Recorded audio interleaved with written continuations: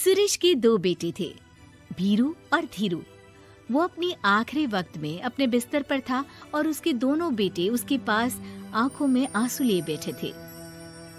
पिताजी, आप चिंता मत कीजिए, मैं और धीरू है ना, हम आपको कुछ नहीं होने देंगे। हाँ पिताजी, आप बस आराम कीजिए, डॉक्टर अभी आता ही होगा।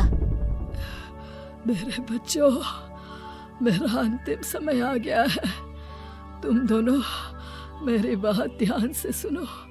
मैंने वकील से कहकर अपनी जायदाद तुम दोनों में आधी आधी बांट दी है। मेरे जाने के बाद तुम दोनों मिलकर रहना, एक दूसरे के सुख दुख में साथ देना। तुम्हारी माँ की भी यही इच्छा थी। जी पिताजी, आप जैसा कहेंगे हम वैसा ही करेंगे। जी पिताजी, आप जैसा कहेंगे हम वैसा ही करेंगे। और सुरेश उन्हें छोड़कर चला जाता है। अरे धीरू भाई, मैं तुझसे कहना चाहता था कि मुझे व्यापार बढ़ाने के लिए कुछ रुपयों की जरूरत है। अब पिताजी के जाने के बाद हम दोनों ही एक दूसरे का सहारा है। पिता के जाने के कुछ दिनों के बाद दोनों भाइयों की जिंदगी धीरे धीरे सामान्य हो जाती है। दोनों भाई अब अपना अपना व्यापार संभाल लेते हैं। दोनों एक ही घर में तो रहते हैं, लेकिन अब उनके रिश्ते में पहले जैसी बात नहीं रहती। भीरू शुरू से ही लालची था, इसलिए सुरेश ने पहले ही उन दोनों में प्रॉपर्टी का हिस्सा बांटकर लड़ाई की गुंजाइश खत्म कर दी थी। लेकिन पिताजी के जाने के बाद भीरू का लालच बढ़ने लगा। हाँ हाँ भैया, आप बताइए कि मैं आपकी किस तरह से मदद कर सकता हूँ। मुझसे जो बन पड़ेगा मैं करूँगा। अच्छा तो भाई, तू ना मुझे अपनी गाय दे दे। वैसे भी तू पढ़ा लिखा मॉडर्न लड़का है, भला तू गाय का करेगा क्या?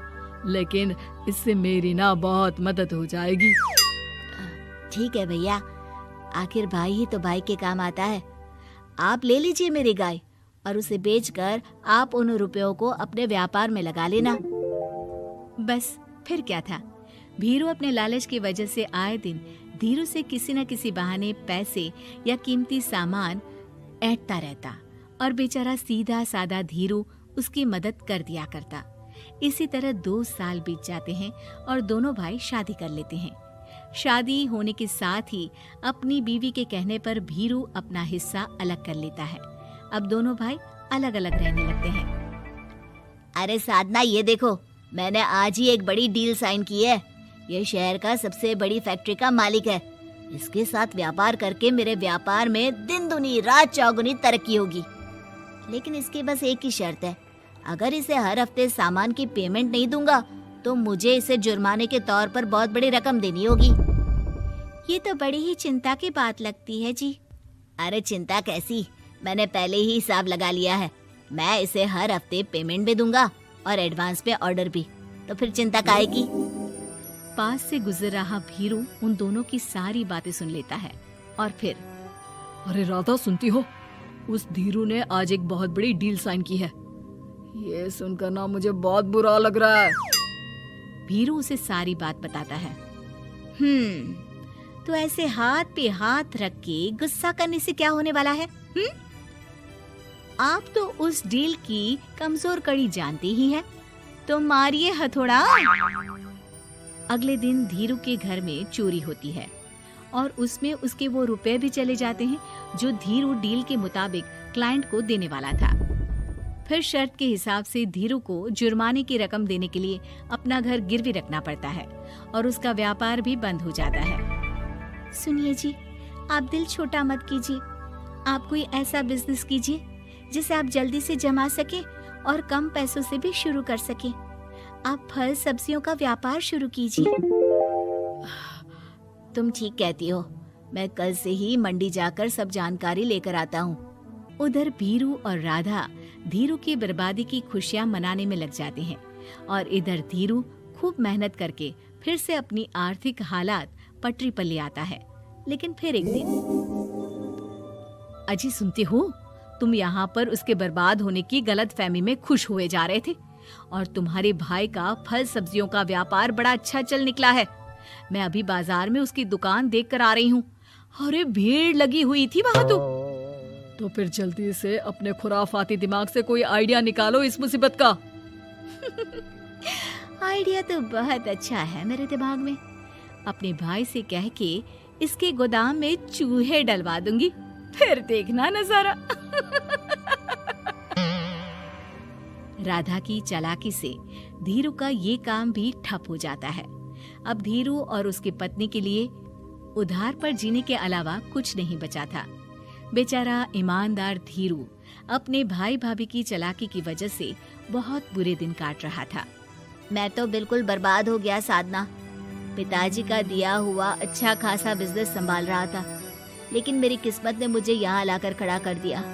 अब तो खाने के भी लाले पड़ रहे हैं। कोई नौकरी भी इतनी आसानी से नहीं मिल रही। मुझे माफ कर दो, मेरे साथ रहकर तुम्हें भी ये दिन देखने पड़ रहे हैं। देखिए जी, आप दिल छोटा मत कीजिए। भगवान कोई ना कोई रास्ता जरूर खोल देगा हमारे लिए। और मेरे दिमाग में तो एक अच्छा आइडिया आ भी गया। मैं बचपन से ही अपनी दादी, नानी और माँ को एक खास तरह का अचार बनाती देखती आई हूँ। वो अचार जितना टेस्टी होता है उतना ही उसे बनाना मुश्किल भी, लेकिन एक बार बन जाने पर वो जल्दी खराब भी नहीं होता जी। वो अचार सिर्फ हमारे ही गांव में बनता था, जिसे खरीदने के लिए दूर दूर से लोग आते थे। मैं सोचती हूँ वही अचार बनाने का काम हम शुरू करें तो। मैं बनाया करूंगी और आप उसे मार्केट में बेच आया करना।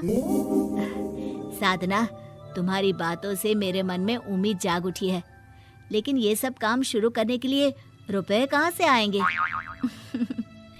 ए जी, मेरी ये कंगन किस दिन काम आएंगी? आप इन्हें गिरवी रखवा लो और जब पैसे आ जाएं तो इन्हें छुड़वा लेना। साधना बाजार जाकर अचार बनाने का सामान लेकर आती है।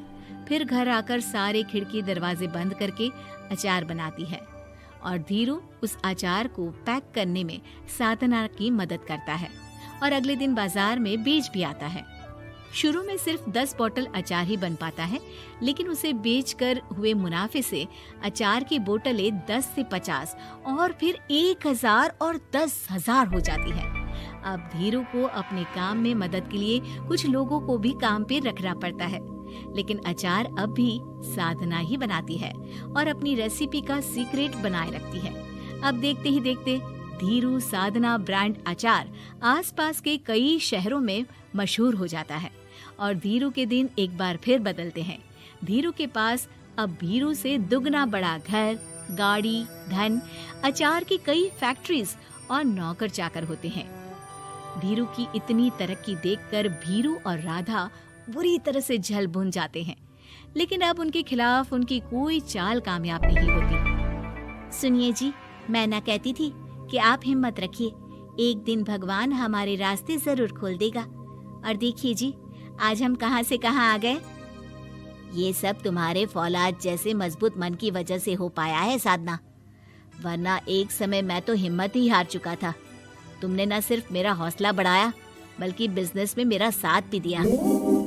जहां एक तरफ धीरू और साधना अपनी मेहनत और हौसले से बहुत तरक्की कर चुके थे, वहीं दूसरी तरफ भीरू और राधा के लालच और धोखेबाजी की वजह से वो इनकम टैक्स वालों की नजरों में आ चुके थे।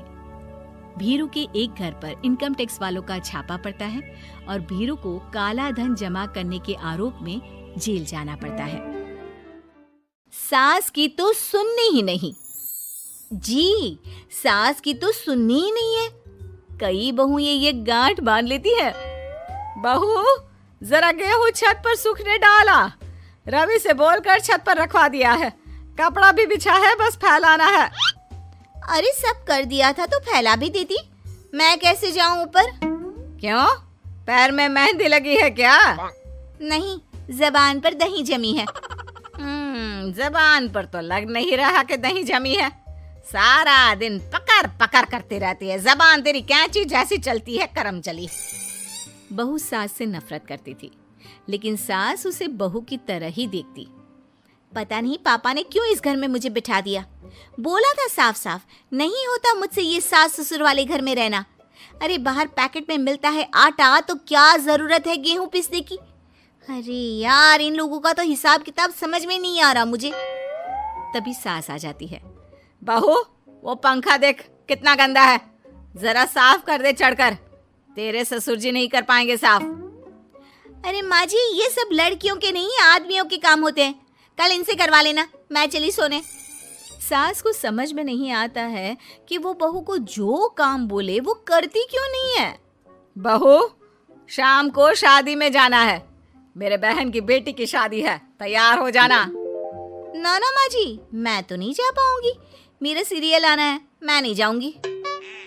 बहू, आज खाने में भिंडी बना देना, बहुत दिन हो गए हैं। बहू जो उस वक्त बैठकर भिंडी काट रही होती है। माँ जी, मैंने तो परवल बना दिया है, भिंडी कल बनेगी। बहू, नॉनवेज खाना है। माँ जी, आलू बनेंगे। बहू, आज काले कपड़े नहीं पहनना।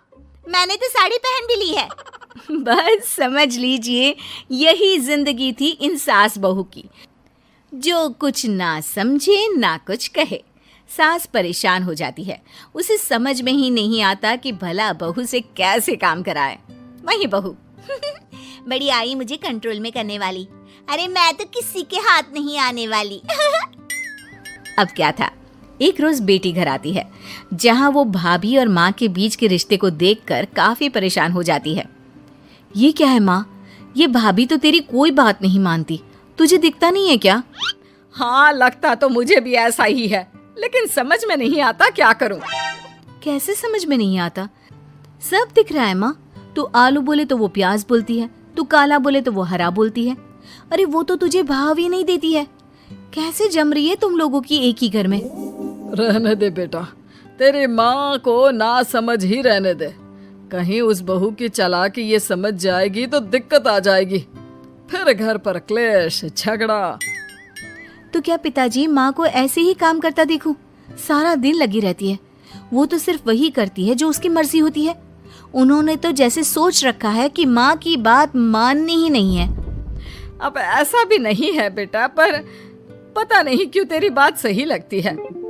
अच्छा, ऐसा नहीं लगता है ना तुझे? तो एक काम कर, आवाज दे भाभी को और बोल कि ठंडा पानी लेकर आए तेरे लिए। लो, ये भी कोई बात होती है?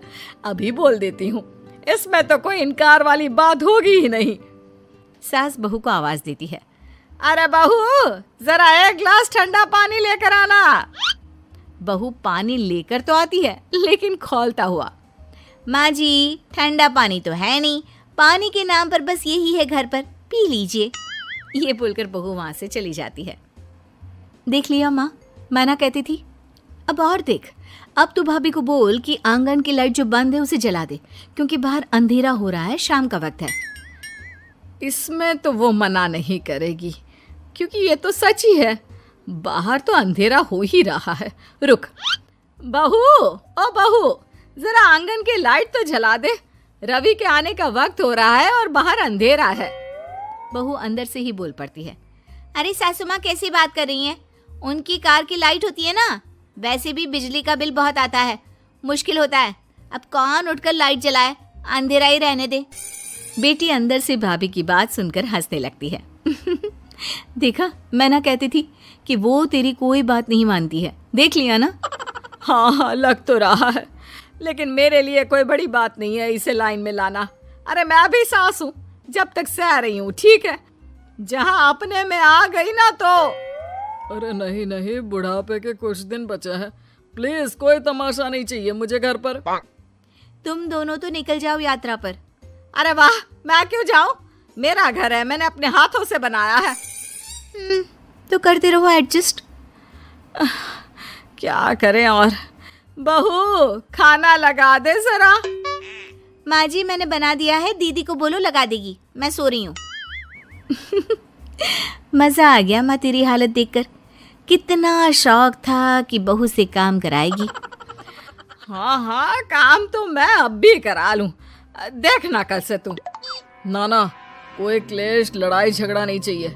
4 दिन की जिंदगी है, अपनी इज्जत अपने हाथ में। कल को जबान चलाएगी तो मुझे अच्छा नहीं लगेगा। अरे चिंता क्यों कर रहे हो, काम भी पूरा करेगी और कोई क्लेश भी नहीं होगा। अच्छा, वो कैसे माँ? अरे तेरी माँ हूँ मैं और उसकी सास, सब पता है मुझे। सभी खाना पीना खाकर सो जाते हैं। फिर अगली सुबह बेटी माता पिता को चाय देते हुए, हाँ माँ, तो क्या कमाल दिखाने वाली हो आज आप? बिना लड़ाई झगड़े के कैसे बहू से मन मर्जी काम कराओगी? क्या मैजिक करने वाली हो माँ? अरे वो सब बाद में बताऊंगी, पहले मैं जरा एक बिना चीनी की चाय और पी लूं। मैं बना देता हूँ। अरे ना ना, बहू देगी। हाँ, तू बोल देगी और वो तुझे पूरी चीनी की कटोरी डालकर चाय पिला देगी। कोई ना माँ, मैं बना देती हूँ। अरे रुक तो। बेटे को ये कहकर सास बहू को आवाज लगाती है। बहू, अरे ओ बहू, जरा चीनी वाली चाय तो देना। खूब चम्मच ही चम्मच चीनी डालना उसमें। बहू थोड़ी देर में फीकी चाय लेकर आती है।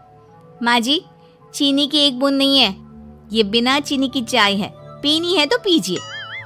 बिना चीनी की चाय पाकर सास आसपास बेटी और पति को देखती है और फिर आज दोपहर के खाने में दाल खाना है।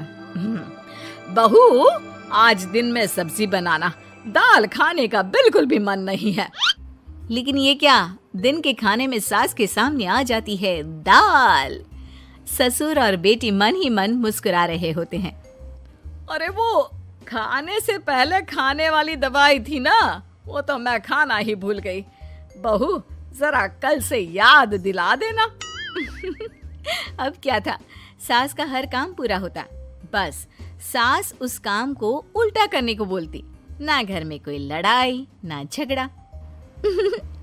लग रहा है सासू माँ क्लेश के डर से मैं जो दे देती हूँ उसी में खुश रहना सीख गई है। ऐसी सासों को कैसे लाया जाता है लाइन पर, सब जानती हूँ मैं।